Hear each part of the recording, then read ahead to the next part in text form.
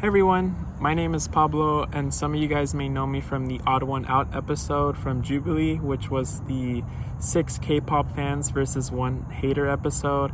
And in this video, I wanted to talk to you guys about the whole experience, from getting casted to the on-set experience, as well as the aftermath. And you guys may see that I don't have my glasses. It's because it creates a bit of a glare here and where I am, and my hair's a bit grown out. So the video was just released yesterday. I'm filming this the following day, and yeah, we actually filmed that video on July 22. So it was released approximately almost one and a half months later. And yeah, so I wanted to talk to you guys about the whole thing. So getting casted was pretty simple. It's just, you just apply online. How I did it though was, I signed up for Jubilee's periodic emails, where they tell you whenever they have a new set of episodes that they're filming for, like a set of topics that they're trying to start filming relatively soon. And so on one of the emails, there was the topic listed that showed that exact title that you see on the video, which is 6 K-pop fans versus 1 hater. And so I was most interested in that topic in comparison to the other stuff. And so yeah, I signed up for that one. And also, if you guys sign up for the periodic emails, it's not just about Odd One Out. They also show you like possible topics for the Spectrum series and then the rest of the series that they do. So anyways, the application process is really simple. It's just, you write your name. They'll ask you actually for stuff like your religion. They'll ask you for your gender, what you identify as.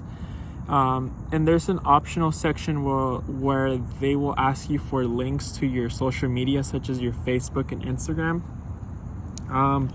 I chose to share mines. I don't know if it said it there, but there was a sense that if you were to share this, you might have a higher chance of getting casted. I don't know if that's what it said, or that's just based on what I felt, but yeah, so I chose to share mine for that reason.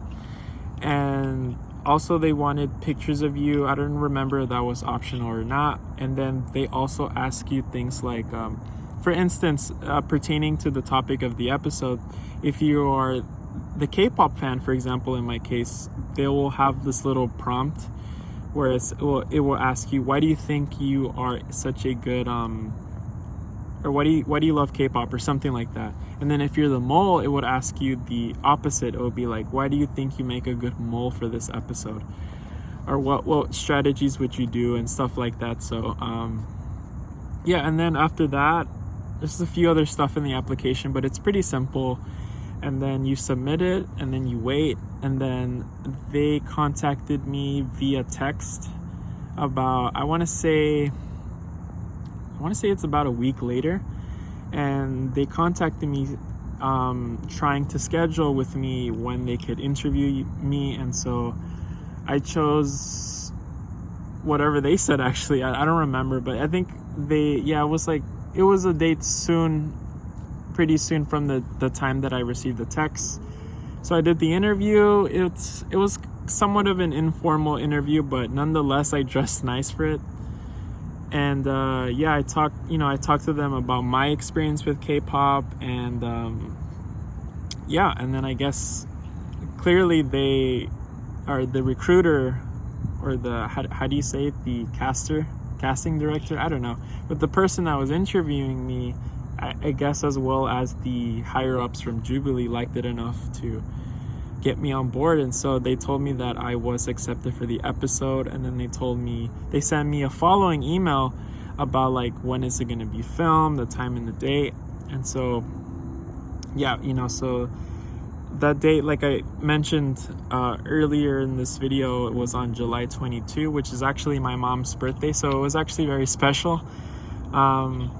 It's a special day. One of my favorite numbers is 7 and 22, and that's happens to be my mom's birthday. So yeah, that's why it was special. And anyways, so yeah, I went to the set. It was the location.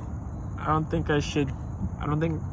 I'm allowed to reveal certain things, so I will say the location is in Los Angeles, just to be vague. So it was in LA, and I live in the county, so wasn't too bad of a drive. And so yeah, I went there, and they had asked us to text the person who was coordinating with us on that day.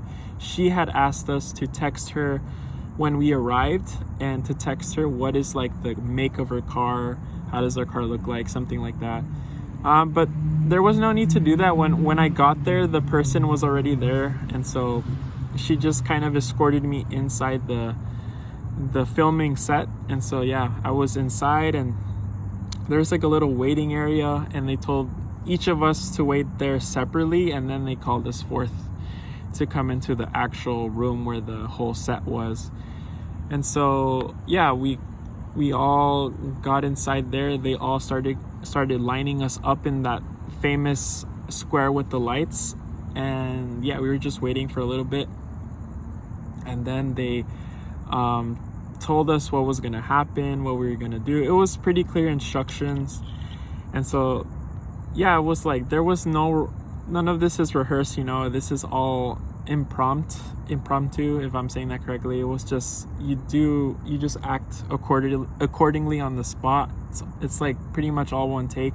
So they turned off the lights, and they started recording, and then they said, okay, you guys are gonna start talking, all right, and go. And then we started talking, and that was pretty much it. And I got so nervous. I will say I got so anxious when just prior to them recording, and during the recording too, I was so anxious. And man, I was just like, I was just hoping to do well. And yeah, so anyways, we recorded it. I got, as you guys saw, I was the first one kicked out, and then there were the 4 winners. And then after that, they put us in a different room, and then they called us one by one to film like separate interviews. So if you guys notice in the way that the video is edited, it's the conversation itself amongst all the people that are in the square, and then it's like separate interviews. So I was the first one to get interviewed, and then after that I was pretty much allowed to go. So yeah, it was all a good experience. The cool part was that they gave us, I will say the price about what they gave us in terms of a stipend. They gave each of us a stipend for gas, and it was $50. And so that was very generous. Might not be enough in a way, but it was enough for me and for my car that I had. So yeah, it was very generous. And the prize money, on the other hand, so I don't know if I'm at liberty to say the prize money, but I will say that it wasn't as much as I thought it was going to be. And I had heard rumors just amongst the cast members. They were saying supposedly that the prize money was going to be about like $1,000 or something like that, but it wasn't. So that implies that it is much less. So yeah, I won't say what it was, but it wasn't a lot. It was very drastically little. But is it cool to win it still? Of course, anything helps. So yeah, and so another thing to talk about is what actually happened in the video. So what happened? So I got kicked off the first round, and I wasn't like too upset about it. Of course, actually coming into the video, I actually wished that I had lasted at least one round. I wasn't really trying to win. I was actually really trying to just have that whole experience. I was there to promote a healthy view of the K-pop fandom, and so I was also there to have fun, and also there for some exposure as well, so that's the reason why I was there. So I wasn't really in it to win. If I had won, or if I was part of the people that won, I was like, that's a good thing. But if I didn't, it's all good too. So yeah. And yeah, so it was, there was no hard feelings. And so the aftermath, let's talk about the aftermath. So the video was just released yesterday, and yeah, it was sorry, I blanked out for a second. The response was pretty positive, I would say, for generally everyone. I thought it was, I'll say for the most part. For me, I was worried, I think people that do these videos often worry about getting hate comments, and I was definitely worried, but I found a lot of support thus far, a lot of people felt bad for me, which is so, like, I'm grateful for you guys. I'm really grateful. Like, thanks for all this support. You guys have been warm towards me in the comments again thus far, but for those of you who have been supportive of me in the video, thank you so much. I'm so grateful. Yeah, so the video looks good itself. I like the video. I actually did cringe at myself naturally. We tend to cringe at ourselves. But I think it's not that bad. You get used to yourself, but it's a nice video. So I do like the final product. It's just, again, one of the most things that I worried about was the comments, but I'm so grateful for you guys thus far. Like, you guys have been showing me a lot of support. But let's talk a little bit about that. So yes, a K-pop fan is a person that may also like older generation groups, and it's like, you don't necessarily have to know about the newer groups. But I will say, however, I do understand why they voted me out. I understand the perspective.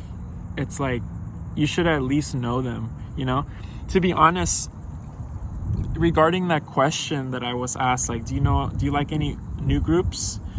Or, surrounding that topic in the video, I completely kind of blanked out and just kind of had to pull my best words, and, But it was true. I mentioned in the video that I like the Cupid song. I do like the Cupid song, I guess.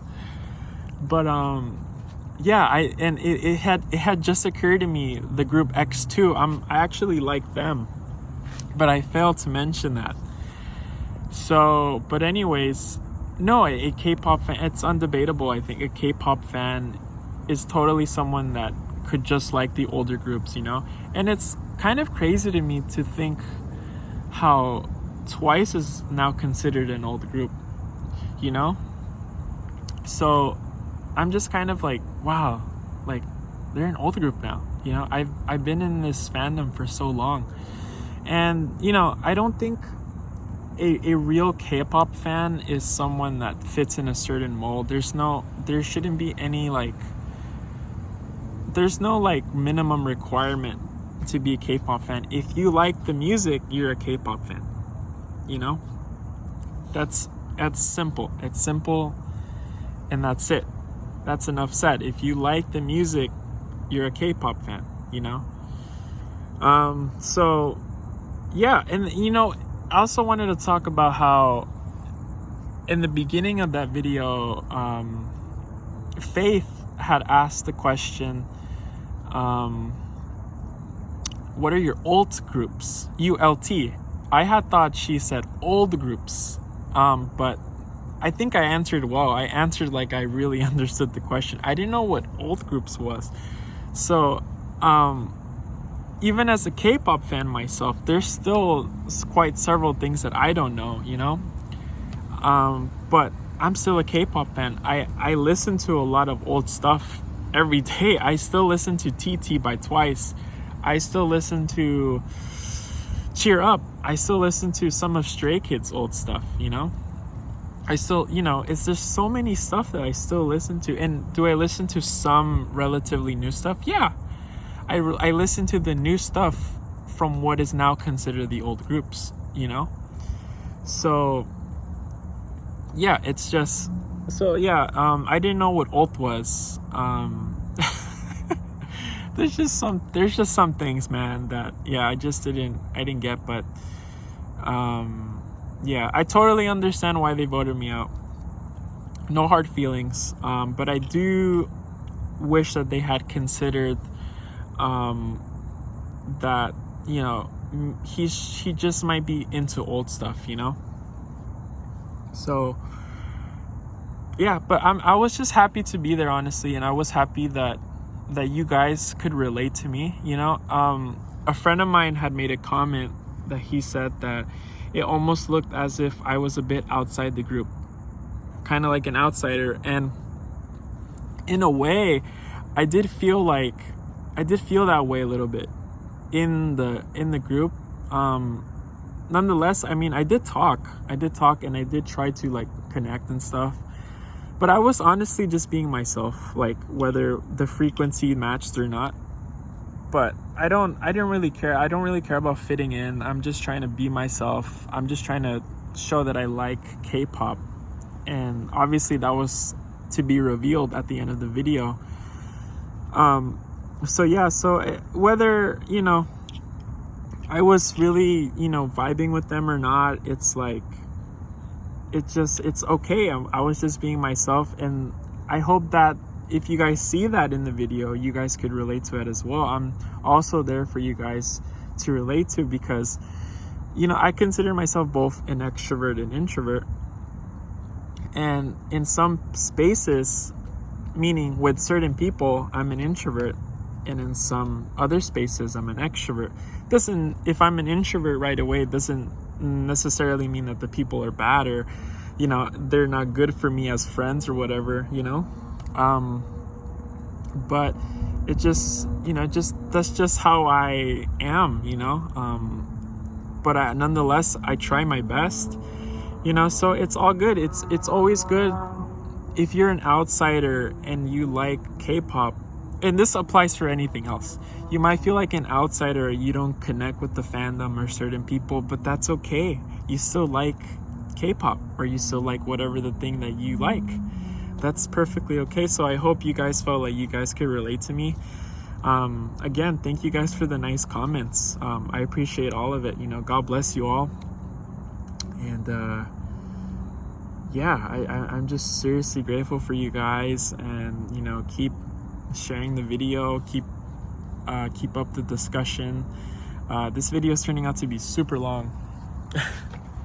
So also, I wanted to mention that I'm at the park right now because I just felt like this was the best place to talk, because in my room is near my mom's, and I find a hard time to just record a video in the daytime, so this is the best time and place for me to record this. So it's very peaceful out. It's very late at night here, so yeah, I thought I made this video. But nonetheless, thank you guys for supporting me. Please support the other cast members as well. They're good people. Try not to be harsh. Really try to be respectful and kind as possible, while managing all that, while balancing sharing your truthful opinions as well, you know. This is just the nature of YouTube. So, but thank you guys for the support. Love you all, and maybe see you guys in a special video in the future. Who knows? But yeah, bye guys. 사랑해요. God bless.